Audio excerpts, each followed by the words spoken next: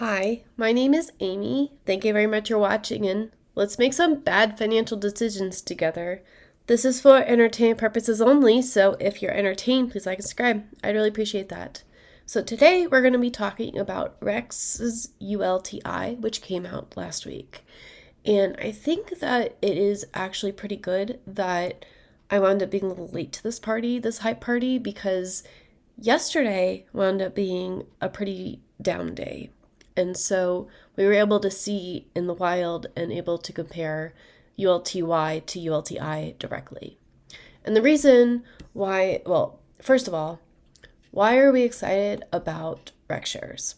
I think they really put themselves back on the board when they started to do their 1/2 strategies. So they had CO2, MS2, MV2, TS2, and how they work is half of the portfolio they do cover calls on, and they target a 1.25x strategy.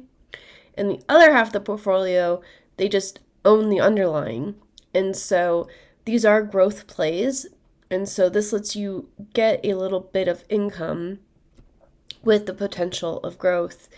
And I have always felt like this is a great strategy. I was in MS2 in my margarine account until I lost my job and I needed to have a higher rate of return. But I do believe that MS2 would be better in the long run than something like MST, just because of the growth potential, especially like TS2 and MS2. Like when these stocks go through their down cycles and the stock's really beaten up and the stock price is going down, that's a great time to get into leverage things, because they're, if you believe in the company, this underlying enough, and you think that it will eventually recover, then you may as well get it at a good price point. And so this email actually just came out yesterday, and they are adding CoreWeave, Eli Lilly, Hood, Palantir, and Walmart to this. So I don't think that Rex Shares has a WPay type situation yet, a fund of funds, but I am excited about them adding Walmart for some reason. Probably because they do own half the underlying, and I believe that Walmart does pay a dividend. But it's like a Costco type situation where this is not going to go up that much, it's not going to go down that much. It's Walmart. I believe that Walmart is going to be around for a long time. So I might wind up buying into this in my retirement account, but not right now. But one reason why I wanted to bring that up is just that Rex Shares lately has been on my radar because of this 1/2 strategy. And Rex, the ULTI, is also very exciting because, well, YMAX's ULTY, they have been paying you 80-90% distribution. They've been around for a long time, but there's been a lot of debate because they've had to so drastically change how they invest and what the prospectus is and how they actually manage the fund. So, and it's been an interesting concept where they don't have a theme specifically besides being in the highest implied volatility stocks that they can be in, get the maximum amount of distributions. And this is ULTY. Like, they are very hardcore on their primary investment objectives is to seek current income. ULTI, they do have a similar strategy of they want to have, let's look and see if we can find it in here. If not, we can look at the prospectus for their main objective. It reads pretty much the same. Okay, we'll open up the prospectus again. So if you look at and we can make this big enough so you can maybe actually see it. Their primary investment objective is to seek current income. The secondary investment objective is to seek exposure to the share price. So Their absolute number one proclamation is we are going to give you as much income as possible. And their secondary objective is to seek the share price. So YieldMax is more about they want to give you the exact maximum amount of premium at the expense, well, it seems at the expense of the NAV actual share price. And if you had $1 million to do on cover calls and you did this strategy yourself and you were targeting that 90% yield, you would also have to spend a lot of money on your options contracts, getting into the option contract, and also to pay to get out of it when the bets go against you. So it is an expensive strategy, not just with expense fees, just because when this is more like gambling and it is investing, it's very speculative. So when things go against you in the market with these contracts, it's very expensive. So I think because most of their strategies read the same as ULTY, they have the same things that they can do.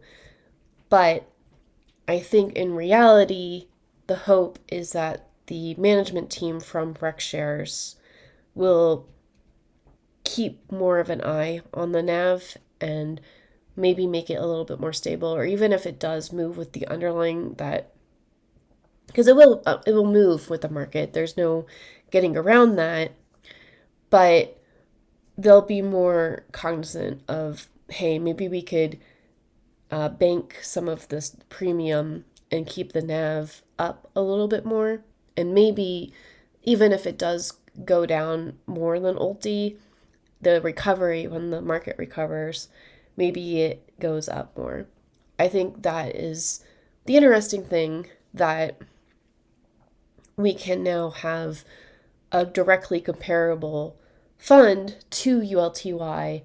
And if you want a high income, because this hasn't even paid yet, this hasn't been out for a full week yet. It came out last Thursday. It's currently Wednesday. So eventually we'll be getting, and the first payment may be more than we would have otherwise because it's more than a week, or it could be less because it's less than a week. But in like a month or two, we should be able to see and compare directly which of these, wound up being the better fund.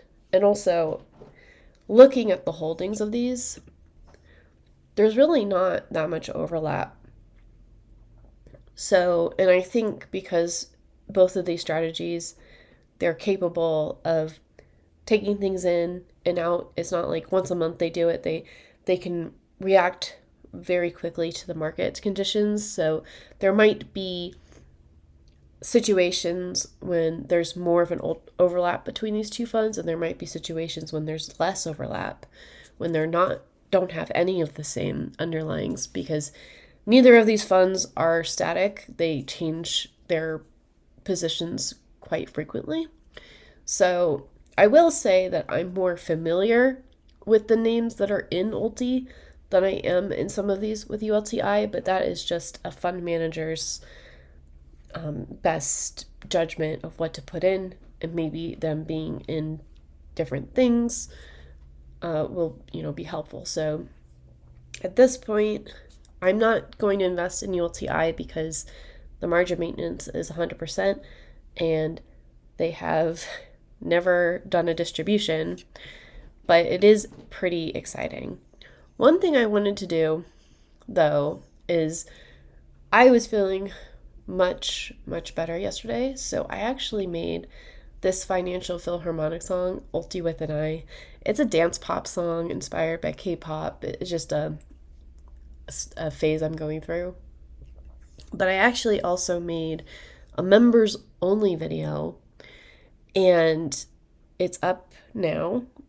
And basically I was going through all of these songs and I was jamming out to them, and I was like, why am I the only one that can hear all the versions of ULTI? So I made it for the members, but here, I'm going to show you. So, and forgive me, I know that some of you don't like the music, but hey, here we go. Hello, members. Market shaking, we still smooth, cause we built to win, we don't lose. Yeah, my team with the night, cause Okay, so yesterday, ULTI was down 5.23%.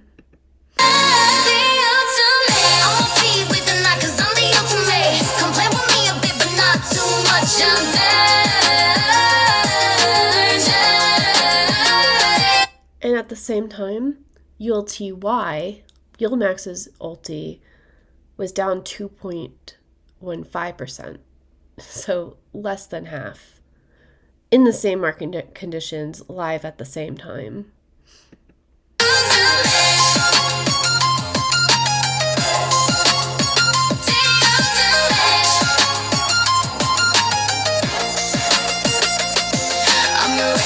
Share the crown, flexing these flex options on the town.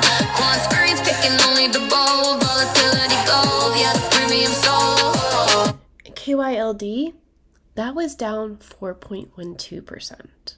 So ULTI gets a lot of flack because ULTI is the ULTY.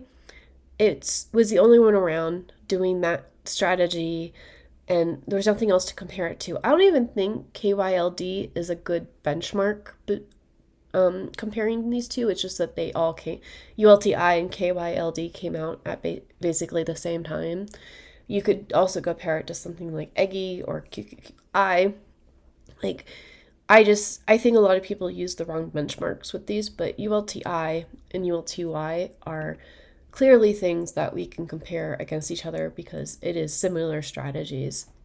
And so I'd actually like to go and check on, so ULTI, because well, actually, let's just look at my portfolio. What is my actual portfolio doing today?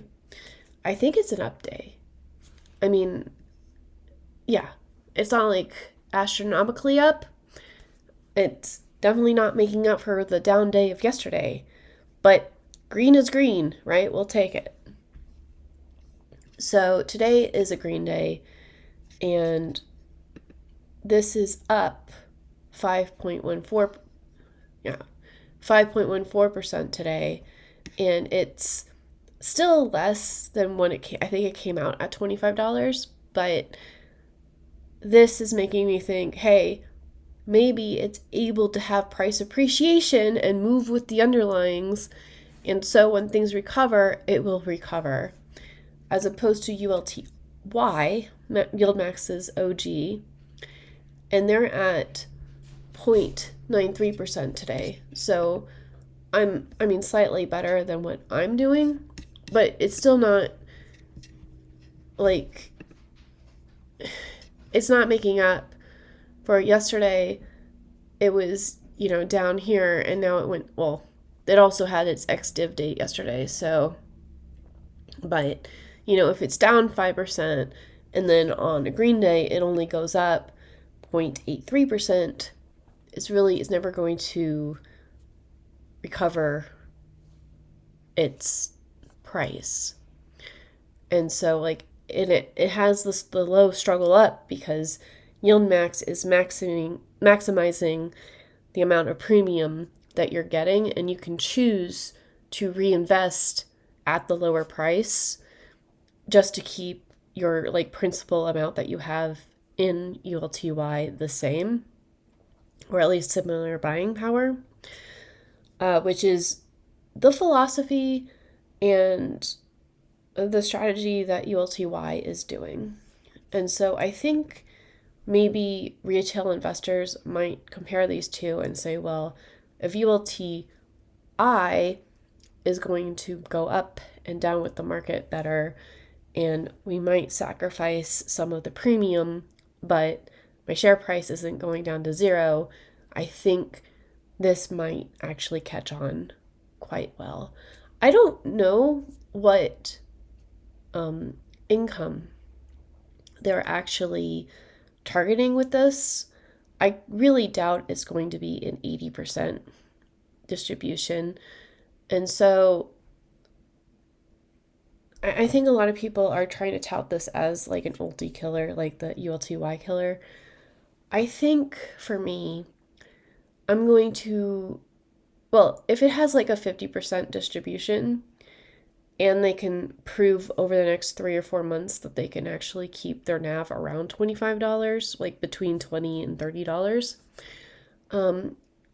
I'm not gonna move. Well, I might move some of my ULTY to my ULTI, but their margin maintenance needs to go down from 100%, and that's just because they are new. Every ticker that comes out at very first, there's a holding period where it's at 100% margin maintenance. So it needs to not be 100% margin maintenance. But I might wind up, because I am going to port my ULTY over to my leveraged trash account. That's only a cash account. But if this has 50% and some price appreciation, then I think this, like, I'm going to sell some of my ULTY and put it into ULTI. Anyways, are you excited about ULTI? And let me know if, like, what conditions will actually make this an ULTI killer for you. And I would really love to thank my members. We have Omega Werewolf X and Jetta. In my opinion, BGP Automotive, Pedro Spalding, Bill Bryant, Shane O'Mac, Michael Holliday, Scott Behringer, and Paulette Pierre. You all are amazing, and you are helping me make this a more sustainable thing between this and YieldMight.com, which I haven't updated today because I've been messing around with making music, but I'll do that as soon as I finish this video. Anyways, I'll talk to y'all later. Bye.